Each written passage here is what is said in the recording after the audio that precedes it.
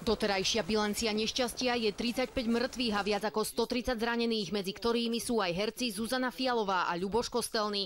V dave na Domodevovskom letisku však bolo Slovákov viac. Dvaja montážni experti z Trenčína tu čakali na pasovú kontrolu. Pohľad do tváre zubatej si jeden z nich vybavuje takto. Tá tlaková vlna normálne tú podlahu podvíjala, my sme až tak podskočili.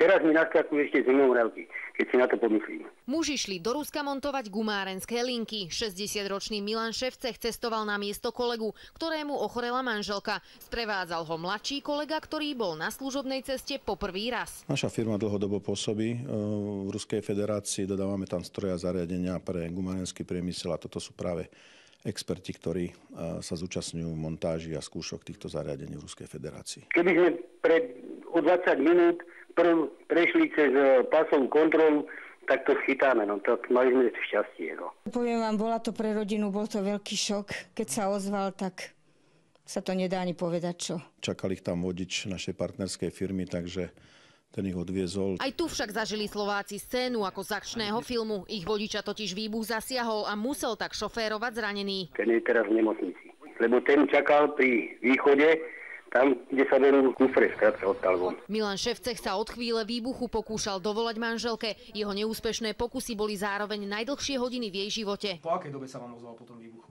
No, asi 2 hodiny zavolal, že je v poriadku a potom večer sme spolu volali už. Manželka plakala to celú dobu, dokedy som jej až nezavolal. Keď počula môj hlas, tak sa okľudnila, to viete. K vrahom z moskovského letiska vedú nové stopy. Tie majú smerovať do juhoruského staropolského kraja, ale aj do Pakistanu. Informácie priniesli ruské médiá. Dvaja slovenskí herci Zuzana Fialová a Ľuboš Kostelný zostávajú v moskovskej nemocnici. Fialovú čaká ďalší zákrok.